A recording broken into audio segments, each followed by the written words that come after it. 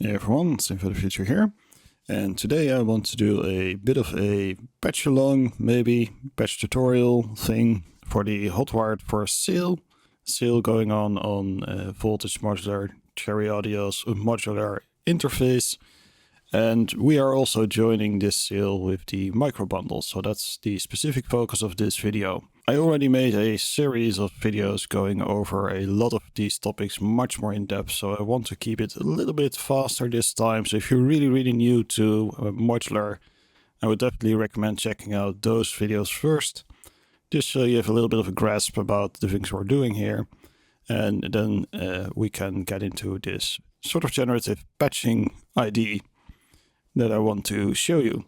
And even more specific, I want to show you a feature of Voltage Modular, which is pretty cool. Although I do think, Cherry, if you're watching this, it could be greatly improved if you just let us save groups of modules instead of entire cabinets, because that's going to be our power here. It's the cabinet functionality in Voltage. But before we get into all of that, let's just get a clean slate and let's get started with a patch. Here we go. We have a clean slate. So let's talk about cabinets. The concept of cabinets is that you can save an entire patch or part of a patch as a kind of preset with all the wires and everything in place. And this is very convenient if you are trying to quickly make a patch from scratch, so you can start to play around with things instead of spending a whole lot of time just on making a patch. So for instance, this is a full drum sequence that I can just drag in. Now the annoying thing with cabinets is that it will create a new cabinet, a new row. So that's why I think it would be better if you could just use groups, but well, this is what we're stuck with, so this is what we will have to deal with. This is a full drum sequencer. Now the module that is a little bit boring at first, but very powerful in this context is our micro knob. Micro knob really isn't much more than a throughput for inputs and outputs, but the neat thing is that it allows you to make these cabinets very modular. Because we have this knob, we can change the labels, by the way. That's pretty cool. You can just double click the labels and call it anything, for instance sequence or pitch. Of course you're a little bit limited by the size, but you can be creative with that, or a gate. It's very easy to use, but the neat thing is that we can now very easily hook this up to something else. So if we want to start using this, well, we need of course a clock for the trigger, so we can just, I left a note for myself, set the clock to 16s, so set the clock to 16s. We can feed that in and we'll see all the sequences start to run. We also need a retrigger, so we need a button. And now we can output this. And we have a full drum sequence going. And it was very little work to get this thing up and running. Just to make this a little bit easier on myself later on, I'm going to add another one of our micro blanks, call it drums, multiple. And now we have a drum sequence going. To quickly go over this sequence, what I'm doing here is I'm feeding a 16th clock in. I'm using a clock divider to half that clock speed, and the halved clock speed goes to the sequencers for the bass drum and the sequencers for the snare drum. The full clock speed, 1/1, is going to the hi-hat, so we're getting 16th notes on the hi-hat, 8th notes on the bass drum and the snare drum. We are using a muxer for both the bass drum and the snare drum, and this allows us to alternate the patterns every 8 counts. So every full sequencer run, it will switch between these two sequences, and this is just to allow a little bit more variation. And for the hi-hats, we're using a Euclidean sequencer, just because Euclidean sequences are pretty fun, and this will allow us to quickly change the hi-hat patterns up later on, which is a very nice feature. Everything runs into a mixer, of course, and we can output this to get our patch started. Now, just a drum is, well, it's something, but it does not make for a generative track, so we're going to use another little cabinet. And for this I have the micro sequence voice mod. I'm just going to drag it in, creates a new cabinet. We're just going to delete that cabinet, and this is our sequence. Once again, let's label this. This is our sequence 1. Here I have used the knob for a pitch in, trigger in, mod in, and bend in. So you can actually hook this up straight to your controller. For instance, if you want to play it, you can just hook it up and go ham. But we're not going to do that. We're going to sequence this because that's more fun for a melodic patch. So let's get some friends in here. First off, I want the sequence to be a little bit more consistent than just pure random chaos. So what we are going to be doing here is we're going to use a step sequencer. I'm just going to put it before everything. This is going to control our gates, so when the notes play. And we are going to use a CV sequencer. This is going to control the pitch of our sequence. Just because I like the knobs so much, we're going to give this a knob as well. We're going to call this the clock, and we're going to call this the retrigger. There we go. Retriggers go to retriggers. Clocks go to clocks. Now we have to do a little bit of thinking because we want to have this sequence running at a specific speed. So that we want to have that 8th notes or 16th notes. I think we're just going to start out with 16th notes and see where it goes. The step sequencer controls the triggers. So this needs to go to a trigger to gate. So we're going to send that to the trigger. And this is going to control the pitch. So this is going to go to the pitch. And we can actually use the quantizer option to limit the range. I'm just going to set it to a 2-fold range. Let's give that a clock. And the neat thing is we can run everything off one clock. And because we have the sequencers at the start, we get the same amount of latency between all the different sequencers. So we should have everything in time. And of course, we can just hit the button to re-trigger everything to get everything exactly right. So what...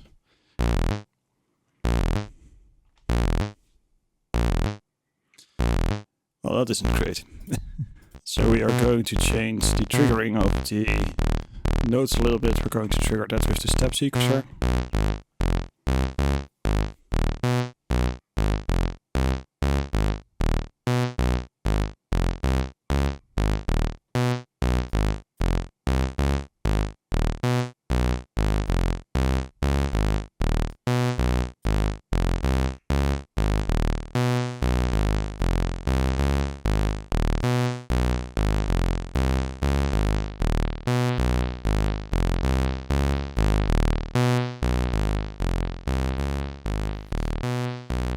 I'm not going to bother too much with the exact sound design at this point. We're just going to roughly get it in there and then move it around.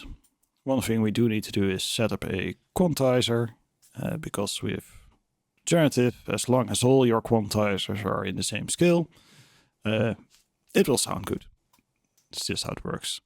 We're going for a G, and I think last time I used the Ionian mode, which seems to work pretty well.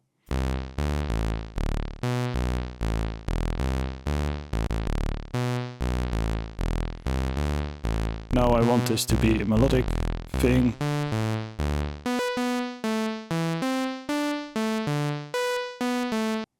Very cool. We're just going to keep this for now. So now we have a drum, we have a first sequencer. We also need to think a little bit about a bass, perhaps. Just happens to be that I have a FM bass cabinet, so I can just toss that in. Now we need to do a little bit of work here. I'm going to obviously have to give it a clock. We're going to have to give it a retrigger. Let's see what's happening.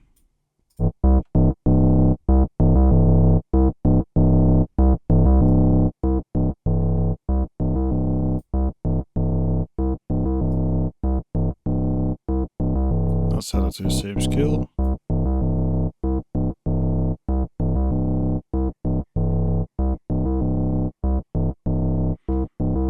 So this might be a little bit of a quick line for a bass. So actually we might want to just halve the speed of this as well. We can do this multiple ways, but I think the easiest way is to just steal the clock from the drums. So let's just do that.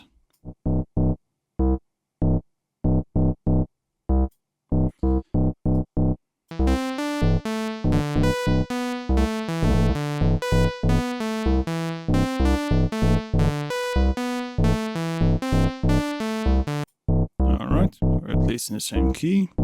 We can mess around a little bit with this specific patch, just to get a little bit more of an interesting sound out of it. We can change up.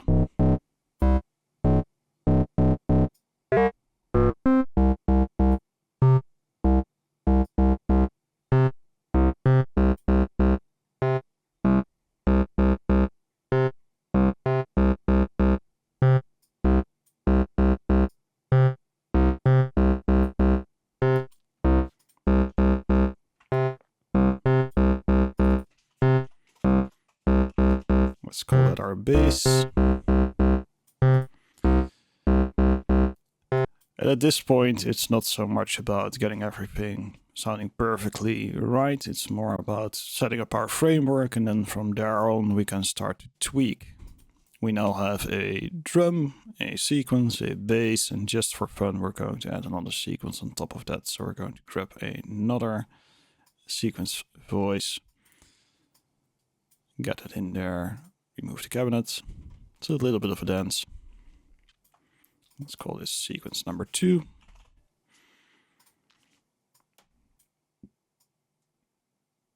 For this we need, and this is where it would be handy to just have the option to clone things, but unfortunately we don't. So I'm just going to set up the triggers, the re-triggers. Oh, need to trigger this of this. That's our trigger in. That's incorrect. That's our pitch in. That's our trigger in. Gives it a little bit of clock. Let's give it 16ths as well. Here we go.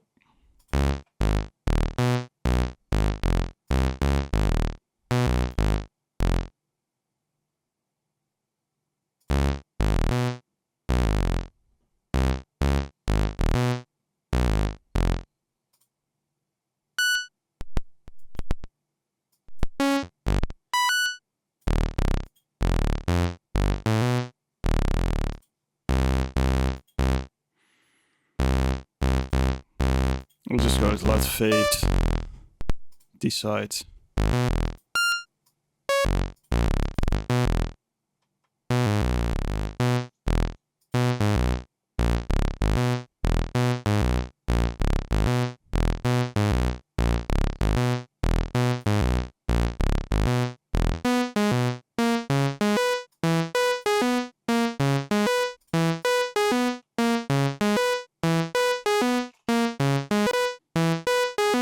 Actually, this might be a good point to show you another sequencer we have. So that could be fun. Let's do the probabilistic trigger sequencer instead of the normal trigger sequencer. Let's just clock that in. I should have a re-trigger going. There we go. This clocks this.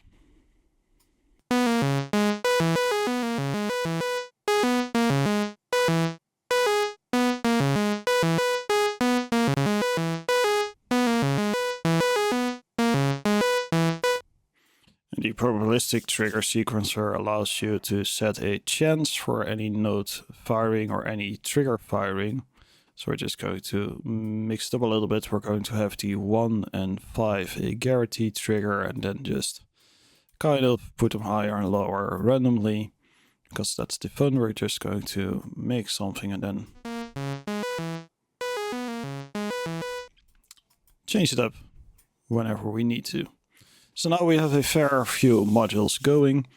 We can grab another one of our micro modules, and this is one that isn't on sale, and that's because it's already just too good of a value that we can only recommend you pick this up if you're interested into making larger patches, because Micro Console is a very, very useful module to have. It's basically a mixer, a console mixer that allows you to quickly EQ tracks and mix them together with a built-in compressor and built-in effect sense if you want to add some effects to channels. So let's just hook everything up. Got our drums in there. Bass. And we should get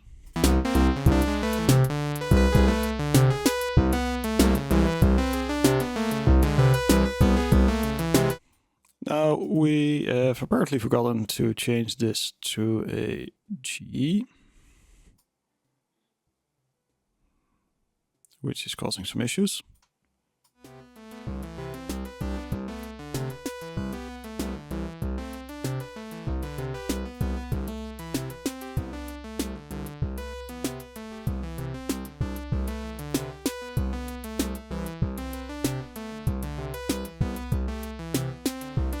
And there we go. Now with a sequence going,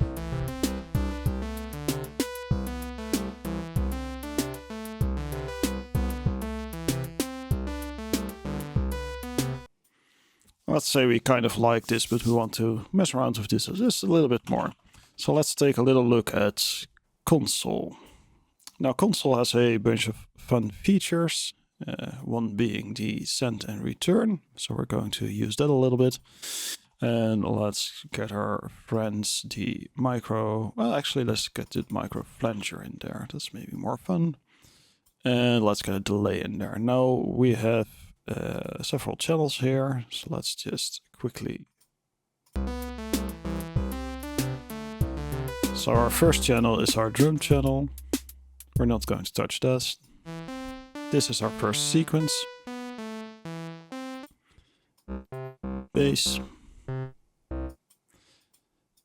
And sequence 2.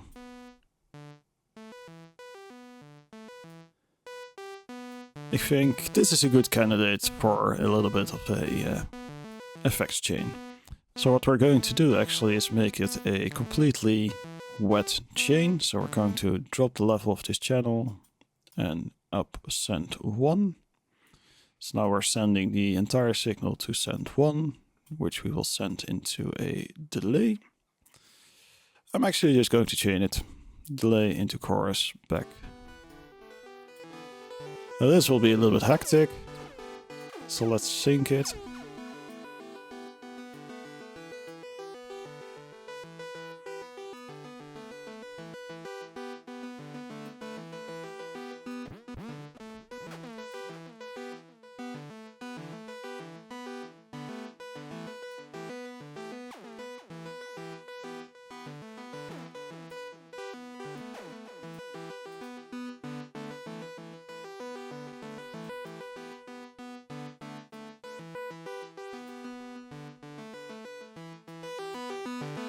Let's get that in context.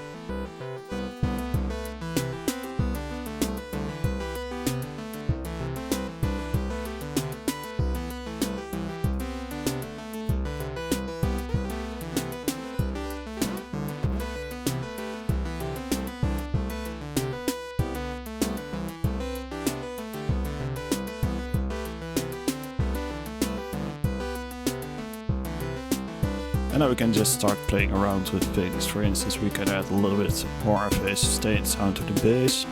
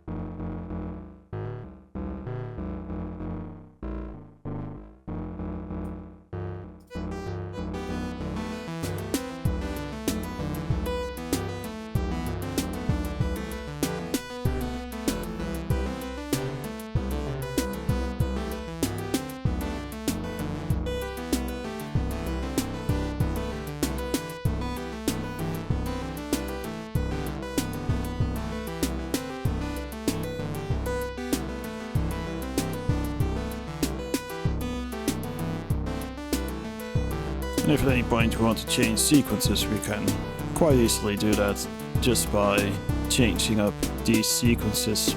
So for instance, let's take a look at sequence 2. You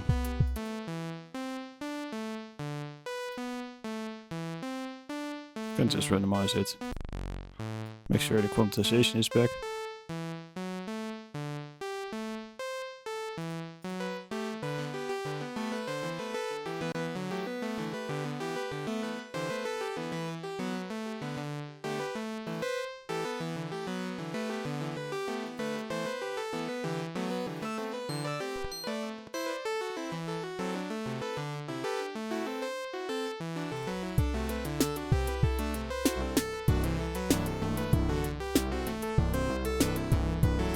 And from this point on, it just becomes a playground.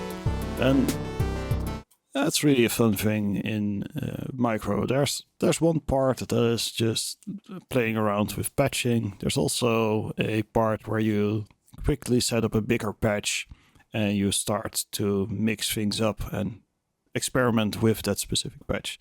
And I think Micro is a very good platform for this. Again, with our knobs, you can quickly create little submodules. You have the mixer, which has a lot of utility if you want to change sounds up quickly, because you have those sends. You can just quickly send any sound to any effect. You get some value out of there to not have to mess too much in the patch itself. And of course, all these sequencers have randomization options, so you can very easily play around, try different sequences, and just get new results. So that's a quick little patch-through for the Micro bundle. If you have any questions, leave them down below. And I'm going to give you actually a little homework assignment. Now that is to make a patch yourself, a generative patch. You might be thinking, whoa, that's way beyond my skill level. That's fine. I have a small series on how to set up these little blocks. And as you have seen, once you have those little blocks going, it's fairly easy to create some form of generative sequence. And I want to see them. So not only am I going to ask you to participate, make your little homework assignment, but preferably just share them anywhere you want. Just tag me and I'll make sure to reshare them as well. So that's it for me. Have a great day and see you.